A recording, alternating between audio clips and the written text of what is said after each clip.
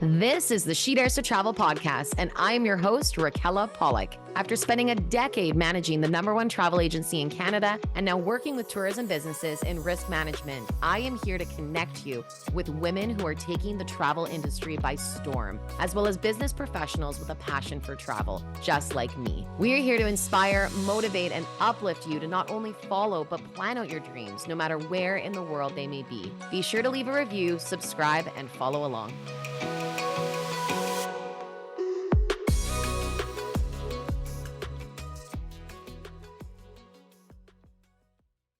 Welcome back to the She Dares to Travel podcast, where we are uncovering stories of remarkable women shaping the landscape of the tourism industry. I am thrilled to introduce today's guest, a true pioneer in sustainable tourism and a force to be reckoned with. Joining us today is Kathy MacRea, the Executive Director of the Commercial Bear Viewing Association. But her influence doesn't stop there. She also wears the hat of the President at the Wilderness Tourism Association and Co-Chair at the Adventure Tourism Coalition. All the adventure is what I want to say about that. With a relentless commitment to fostering sustainable practices within the industry, Kathy is leading the charge for positive change. Her dedication and vision have earned her prestigious accolades, including the Royal Roads University Founders Award in Leadership and the Tourism Industry Professionals Award for Outstanding Contributions. And last night, at the Tourism Industry Association of BC's Awards Gala, she was a finalist for the Sector Association Excellence Award. So get ready, sit back, and get ready to be inspired as we dive into everything about bears, adventure tourism, Kathy's journey, and her passion for sustainable tourism. Kathy. Hi. Hi. Thanks for being here today. Well, thanks for having me here today. I am so excited, and one of my first in-person interviews. Oh, well, that's fun. Yes. Oh my even gosh. better. That's so great. Even better. Thank you. So you're so welcome. You're so welcome. That was quite the introduction. I love doing the intros so you can hear, because it is so amazing, and sometimes hearing it said to you, it's a little bit different. It is. A little bit different. Yeah. So tell us a bit about yourself. Where do you live, and how did this all come to be? Oh gosh, what a story. What a story. Let's start from the beginning. Let's start from the very beginning. Well, I was raised in Toronto. Okay. I spent 5 years of my life in Connecticut, and 5 glorious years, like 1 through 5, and living on the beach and every day frolicking, and I've always felt that that's where the passion for water and the outdoors, whatever, was fostered. And then we moved to the big city of Toronto. And I spent 17 years of my life there, and then got the travel bug after university. And I started traveling, and I lived in Japan, and then I moved to Roatan, Honduras, and that's where the bug for conservation started. And then now I live in Souk, and I have lived all over the province and doing different jobs in the remote resort industry. And now here I am as the Executive Director of the Commercial Bear Viewing Association, living in Souk with my 2 dogs. Oh, I love it. Just loving my life. And how long have you been with the Bear Viewing Association? Since 2016. 2016, yeah, that's a while. Yeah. Circling back to your time traveling, Japan, Honduras, what was that like, and what were you doing in those places? Well, I don't do things small. I like it. Right? So I met somebody in my last year of university who had just come back from the JET program. And I was like, I'm sorry, what? What's that? Yeah. And she's like, it's the Japanese Exchange Teachers Program. And when I was in elementary school, I had a friend, and her name was Aki Fujimura. And we were great friends, and I'd always had an interest in the Japanese culture. And so when this person told me about the JET program, I was like, no, what's this? And this is kind of like before the internet, but I'm like, no. And so I applied. I put all my eggs in that basket. Wow. And I remember going and doing the interview. And it was in front of a panel of 3 people and trying to explain who I was and what I would be doing there and why I deserved to go to Japan and teach English to Japanese students. And I remember the day that they said yes. And I was like, holy crap. Now what? Now what? I had never left North America before, and I was moving to Japan. And I was moving to Japan for the minimum of a year. And it was great because they put us through cultural training and language training and all that kind of stuff. But I remember my first couple days in Tokyo, because we were set up in Tokyo for 3 days to do more training when we got there. And I remember not looking the right way and almost getting hit by a car. That can happen. Yeah. That is so funny because I have a similar story. When I was in Japan and I was with a girlfriend, I was walking across the street and she's yelling, "We don't have the right of way! Get off the road!" It happens. It does happen. Yeah, yeah. Yeah, so I was there and I was teaching English in 4 different high schools and I loved it. I had Japanese friends, I learned how to play the taiko drums, I played in festivals, and I decided to stay for a second year. And it was the best experience. I traveled all over Southeast Asia. I spent a month in Australia with one of my best friends when she was there for a year, and I loved it. And the time came for me to leave, and I said, I'm going to get my working holiday visa, and I'm going to go to Australia. I'm going to do that. And I got the visa, and I went, I don't want to do that. I need to go home and start my life.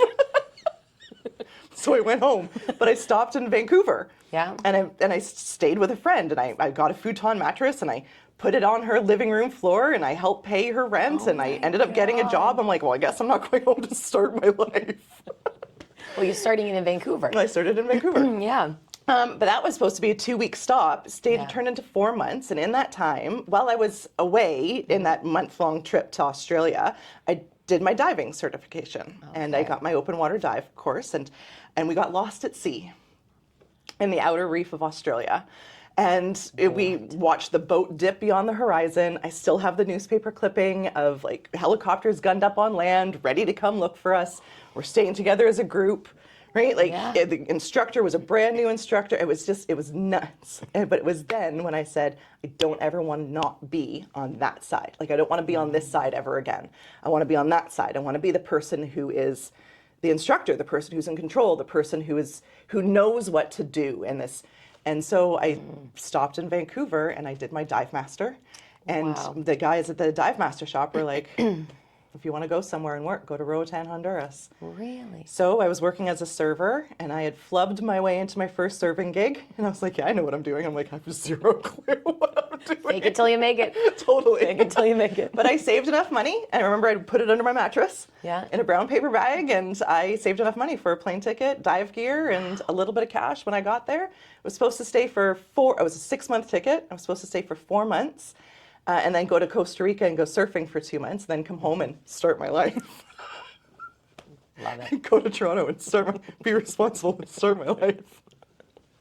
And I ended up getting malaria, as you do in Honduras, and I decided to stay. And I remember cheersing in the bar when my flight from San Jose, Costa Rica was leaving to go to Toronto, and I was sitting in a bar in Roatan, Honduras. And I'm like, I guess I'm not. 5 years later, I decided to leave because I got the case of responsibilities and needed to go home and start my life. There seems to be a trend here. There does. There seems to be a trend. I see how this is going. I see. Yeah. 5 years in Honduras. What a story. And that is, I can see how it sparked your sense of adventure. Totally. So how does someone, for those listening that are wanting to maybe go on an adventure like this, but maybe can't get that feeling of like doing it? How is it, how would you explain the best way to actually jump into a move like that head first? Oh gosh. Well, now that I am, at the tail end of my 40s, and I have a different perspective on things, it's harder now. Yeah. Right? Because there's times where that kind of floats through my head. It's like, I used to do that. Yeah. What's stopping me now? And, there's dogs, and there's a job that I love, and there's a house that I own, and there's a car, and all of my work. I used to be really proud that everything that I owned could fit into, besides what was in my dad's garage, could fit into 2 bags, and I was fine, right? I could travel from place to place, and it was 2 bags, and it was, but now there's more, right? And there's that ever-looming sense of responsibility. And I think when you're young, there's that carefreeness, and it's like, who cares? Just go for it. Yeah. Now, there's that carefreeness is still there. There's just a little bit more to consider. So I've lived in my house for 4 years now, and I love it. I own my house out there, and before that, I had places like I had a condo in Victoria, and I've lived around British Columbia in different resorts and stuff like that. But that sense of adventure is still there, and I think the thing that needs to just be understood about all of it is just do it and know that when you jump, there is a net that's going to be there to catch you. As scary as that is, you can do it. right? If that sense of adventure is there, that I just got goosebumps. If it's there for you and you have like an inkling, just try, and you'll never, like, your life will change, and it will change for the better. Yeah, that's well said. Very well said. Because I think it's easy enough, and you're so bang on. The older that we get, like, I wanted to jump out of all the planes and ride motorcycles, and now I'm like, why would I do that? I mean, I still might jump out of a plane, but I just sold my motorcycle a couple of years ago. See, good for you. Good for you. Yeah. It is an interesting thing, and I think maybe that's a really good reminder for all of us that as we continue to grow, there's still adventure to be had, and it can look maybe in a different form. We don't have to go move somewhere for 4 months, but maybe we could go work abroad if we can work remotely now and find a different pace of life and live like a local somewhere else. So very, very interesting. Yeah, or find different things that makes your travel rewarding for you now. Absolutely. That kind of thing. Because, you know, values change and whatever, but I think the adventure is just in us. Yeah. And because of that, like, that fire is always just kind of percolating, right? So very true. And what an incredible story you have, and the things that you've seen. I think that's the best part. That's the best part. What do you think is there any top of mind crazy stories that happened? Honduras, oh my gosh, Australia. I know, I'm sure there's a lot. Let's focus on Honduras. 5 years. 5 years. We'll pick that one. What is a top story that you would like to share? Oh my gosh, there's so many. As a dive instructor, you know, it was fun, right? It was so fun.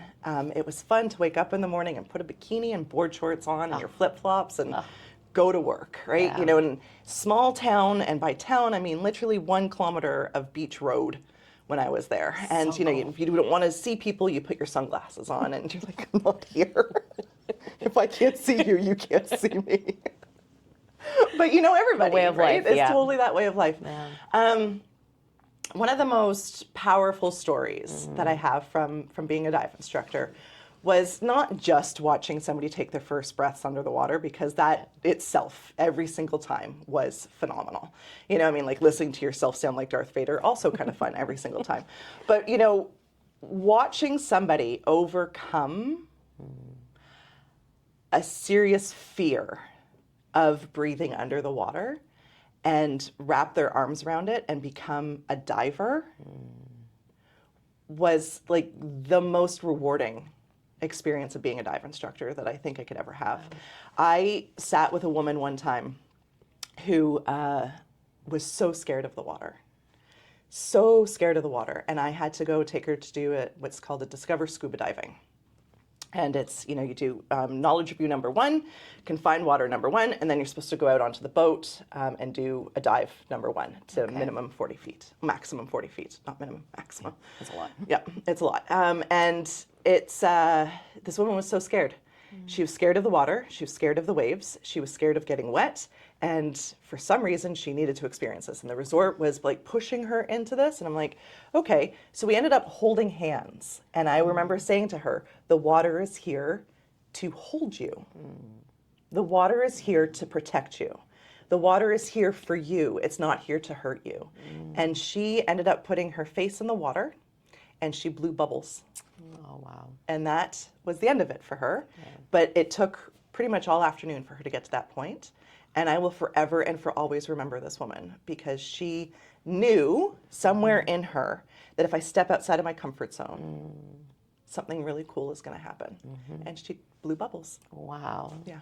I bet you she remembers that. I hope so. I guarantee it that she remembers that, and maybe she's a diver now today too. Oh, you never know, right? Yeah. That is powerful. And again, it's the reminder to step outside your comfort zone, do the things that you don't think you can do. Yeah. But then the moment you do it, it's a little bit less scary to do something else or move forward or continue forward with it too. Yeah. Wow. That's incredible. Yeah. That is incredible. And then lots of other fun ones that probably aren't appropriate for I mean, let's go with one.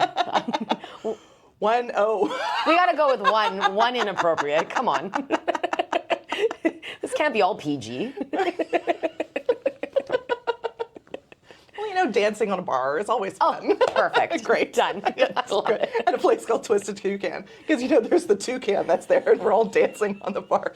Total Coyote Ugly style. Twisted Toucan. Is it still there today? No, sadly. Oh, that's I know. hilarious. I know. I'm going to try to find it, though, and just see what it looked like online. Oh, totally. Yeah. And the owner, Daniela, she was fantastic. She lives in Grand Cayman now with a husband and 2 kids and is a yoga instructor. But we used to rip it up at her bar and have so much fun. Yeah. Do you still keep in touch with a lot of the people you met through your travels? I always say that I grew up in Roatan. Okay. Yeah, I spent the latter part of my 20s in Roatan, and it was pretty informative years for me. Yeah. I feel I did a lot of spiritual growth there. I did a lot of internal. It was stepping outside of comfort zones. Like both of my parents in 2 separate parts of the country said to me, the political strife there, they carry guns there, and I was robbed 6 times in 3 years, and you develop some pretty hardcore street skills living in a third world country like that. But so the girlfriends that you have from university or 20s, that group of girls, they're in Roatan. Really? Yeah. They're married, they have businesses, they have houses, they're there. Yeah. And I used to go back every year, and now it's been about 6-7 years. Oh, wow. And I'm planning to go back this year. Yeah. You've got to go back. Yeah. Oh, that's incredible. Yeah. Interesting how that goes when it's the growing up. It's and I wonder, before you left, were people telling you not to go because of the political strife? To go when I was moving there? When you're moving Yeah, there. totally. Yeah. Yeah. And I think that's a big thing that plays into our fears and our comfort zones too, because it's one thing to get so excited about a trip and then all of a sudden you start sharing that excitement and other people don't meet it. Their fears start coming out to say, oh, no, you can't do that. You can't do that. Yeah. Well, actually, you know what? For clarity, my parents were great. They just said it. Okay. It wasn't don't go. Yeah. It was be aware of this situation and that we're concerned. Okay. Yes. We're going to trust you to make the right decision. Yeah. I don't know if they thought in the end that I did. Twisted Toucan. Let me tell you, they didn't hear about me getting malaria twice and getting robbed 6 times until I moved home. I can see how you would want to omit that. Right? Yeah. But it's fun. Yeah, very fun. But it's fun. But it's fun. It's just part of life. It is a part of it. And good for you with those robberies not wanting to leave right away. Yeah. It still didn't taint your experience. Oh no, and one of them was really early on. Yeah. Yeah. And this is all solo travel too. So what type of tips would you give for someone that is looking to do a solo trip? Oh gosh. I know, Yeah, it's a hard one. It is a hard one, and it's weird because I never thought of myself as solo. Because I always had people around. Yeah. I mean, even though going to Japan was solo, but I was there with a company. Moving to Roatan, I got off the plane alone, but I landed in a hostel and immediately had friends.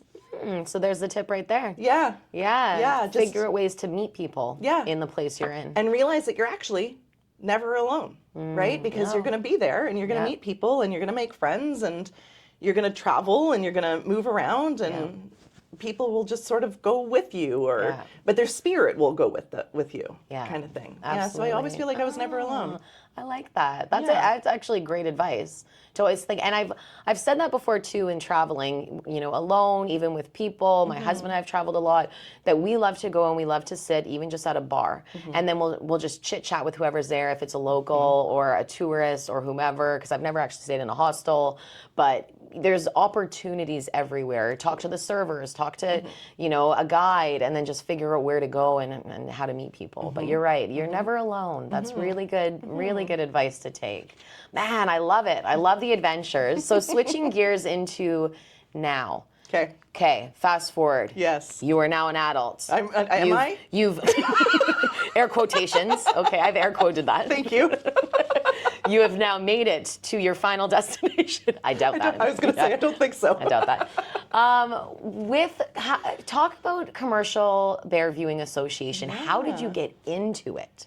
Oh, It's gosh. such a unique association. It's something I didn't even know existed. Yeah, not a lot of people do. No. And it's something that, I mean, bear viewing I knew. I've mentioned before, you know, when we first chatted, I'd never seen a bear. Now I've seen a bear.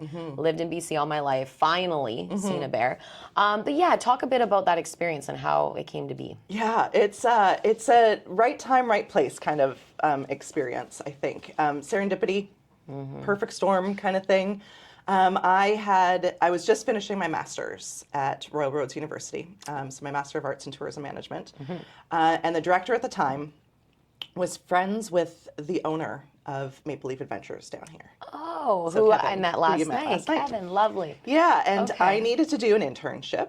Yeah. And he needed somebody to come and help do work, and Wow. and it just kind of worked, right? Right, like we fit, and I had met his wife Maureen when we were both in London for Canada Shared, Canada Squared, and we were both selling our properties. That I used to work at a lodge outside of Tofino, and so that's where we had met. And she's like, if you're ever down in Victoria, look me up, and we'll have a drink. And that's we had become friends.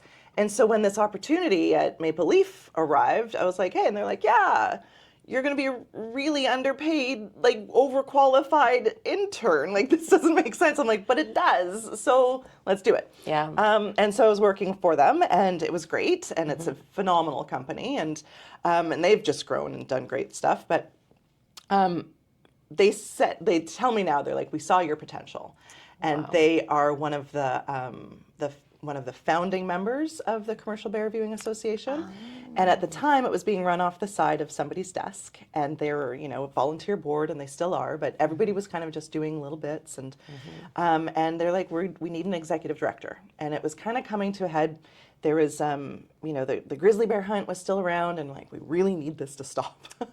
And they're like, we need somebody to be the face of the organization, and we need somebody who is going to go to the different meetings and start advocating for the bears, and not just do this off the side of our desk. Like, we're a constituency, but we need to up our game. Be there. Yeah. We need somebody to be there. So I came down to the Fairmont, and I went to the conference because they were doing their political events, and they had just hosted the MLAs, and I went in to go meet everybody. And all the operators were there, and we went to the Bengal Lounge afterwards, and it was Dean Wyatt at the time, who was the former owner of Night Inlet Lodge, and like the founding father of bear viewing in this province. And he's like, this is what we want to do, and this is what we're going to do, and we want you. And I'm like, can I think about it? And he sat there, and he just kind of looked at me like, you really want to think about this? And I came back, I think I took a sip of my drink. I'm like, okay, yes. And he's like, too late. I'm like, what? It's not too long. You thought too long. I'm like, damn.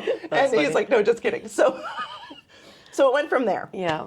And so, you know, started off part-time and then grew into full-time, and it did start with, like, you know, I took it off of somebody's desk, and it was this small little fledgling organization. And I lovingly say that I created a monster, because it's like a monster with multiple heads that just go everywhere. But I love my job, and I'm passionate about it. Yeah. And as I say, you know, like that love for the outdoors and the love for conservation and animals and all that kind of stuff, and it just makes sense to me. It's just to me, it's a perfect fit. Which they clearly saw in you at that time when you didn't even know Totally. how much of a fit it really was. Yeah. So what is it that you guys do?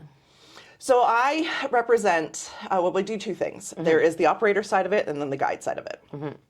But essentially, the overall is advocating for the Bear Viewing Association. So the commercial operators that take guests bear viewing. And so bears literally are like, "Arr." And that's how I say it to people all the time, and I get that reaction. Grizzly bears, black bears, and spirit bears. Yeah. Right? And so you can be lodge-based, boat-based, you know, day trip operator, overnight operator, whatever. All of the different types of operations. And so we have best practices, we have our certification. So we have the Commercial Bear Viewing Association Level 1, 2, and 3 guide. The Level 1 is a 2-day course. Okay. And so then there's the guide side of it. Yeah. Where, you know, the certifications and sort of amplifying the guide voice and understanding how important the guides are for the front line and that guest interaction and the conservation and all that kind of stuff.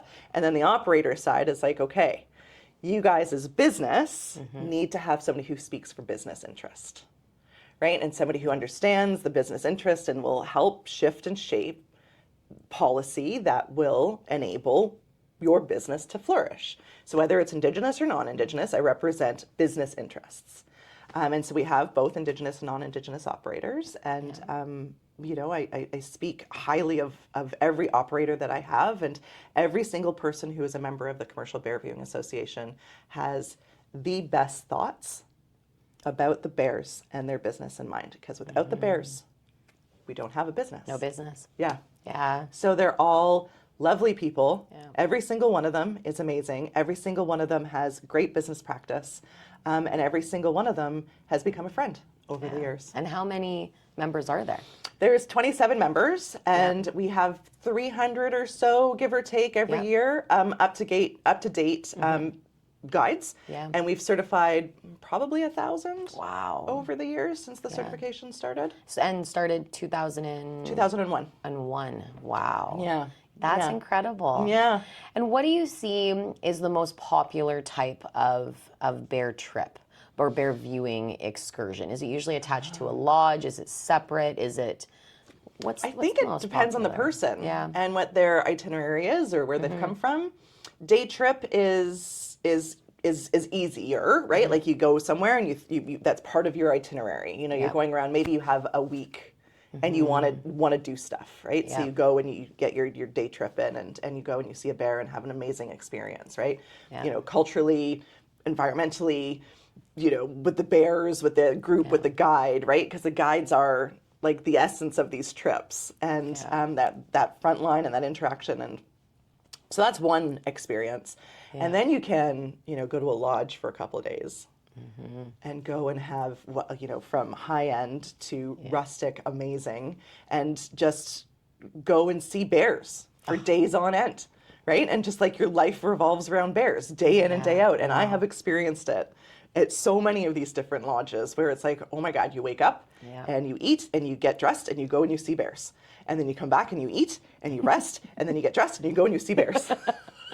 I love it. So do I. Wow. Right? And then there's boats, and it's the small ship tours where you're on a boat, and it is amazing, right? And whether it's a sailboat or it's a boat with a motor, well, sailboats have motors as well, but you know, like the tugboat from Maple Leaf or Ocean Light or whatever, and then you are going around from place to place and doing a boat-based experience, and you get to experience that for 5 to 8 days, and it's just incredible. The amount of, so I've been in the Great Bear Rainforest on one of these boats, and it is whales, bears, eagles, like wildlife galore, rainforest all around you, right? Like cultural, like immersion in all of this. And it's just like you wake up and you're in awe every single day.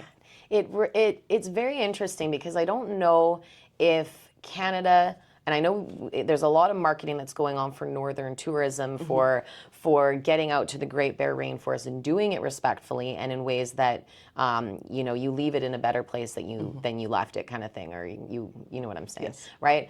Than when you arrived. But it's interesting because when people think of Africa, they think of safaris. It would be incredible if when people think of BC, they think of that type of safari. Yeah. Right? Because it's a bear safari. It's no hunting, but like, because that is something that I think a lot of people forget, that we have this beauty. And I'm guilty of it. I travel all over the world and then I barely travel where I live. So it's something that I know that I want to do more of and see more of too. Yeah. Wow. Yeah, and all corners of this province are stunning. And I'm proud to say that I have been pretty much everywhere in this province, and it is stunning everywhere you go in a different way, right? And everywhere is a different experience, and every single one of them is going to be fantastic. I mean, this is coming straight from experience. Yeah. I am so lucky that I have been able to have the experiences that I've had in the bear viewing world, and I have experienced a lot of it. And any standout moments for you or places in BC? Oh gosh. That have your heart? Oh my God. Oh, what a question. That's a hard one to answer. No, I mean, the whole province is just phenomenal. I think maybe driving into Stewart the first time. Oh, Stewart, BC. Where is Stewart, BC? North of Kitwanga, so Okay, from no Smithers to Terrace, Okay. there's the highway that goes, and then Yeah. there's a stop, and Yeah. it's the highway that will take you north to the Yukon. Okay. And there's another spot up there. And I used to work on the highway up there at Belle-Two Lodge for Last Frontier heli skiing, and on the way up, there's another little off-road where it's Stewart, and it's Stewart, British Columbia. Okay. And it's it's like a working ghost town practically, and there's really nothing there. Yeah. But that's where the post office was, so we used to have to go in from the lodge all the time. And I remember the first time I drove in, and it's the Bear Glacier, Oh. and it is just steep and beautiful, and like that awe-inspiring, like, where am I? Wow. And then you get into this tiny little town that is like this picturesque little, colorful little nothing that's there. And you're like, this is beautiful. Wow. Yeah. Stewart, BC. Stewart, BC. Who knew? Yeah, who Yeah, knew? I know. Population of Like 2. Sorry, Stuart. yeah. Stewart, no BC is going to idea. be like, excuse me? Like 20 We maybe? have I have 20, no yeah, we idea. have 20. I don't know. It's been a long time since I've been there. wow. But that's what my memory of it was. Yeah. Like the first time driving in Yeah. was like, what? Where am I? Where Yeah. am I? This is, yeah. Incredible. Yeah. And that's the unique thing about getting off the beaten track, taking a car instead of a plane, trying something new and different, because you end up seeing these little stops that you never would have seen before. Yeah. Oh, Yeah. I love it. Yeah. I love it. I love it. With what you guys are doing with the Bear Viewing Association, a lot of it revolves around sustainability. Yes. And again, leaving it better than when you arrived. What do you either implement for the guides, for the businesses to help keep sustainability? Well, it's ultimately our best practices, right? And so our best practices are a document that was formed, and it's a living document, right? So through research, through knowledge, through experience, from biologists to researchers to operators and guides, like it's a constantly evolving and upgrading document, but it's something that we live by, and it keeps the business and the operation going, because being able to read bears' behavior and understand what the bear is saying to you allows for bear viewing to happen, right? So understanding what that respectful distance is, understanding that the bear is like, you know what, I know that you're there. You're just going to stay there, Yeah. right? You're just going to stay. And it's great. I'm just going to be over here doing my bear thing. Yeah. Well, no, wait a second, and understanding that ear twitch is, I'm not comfortable anymore. It's like that first sign of, okay, wait a second.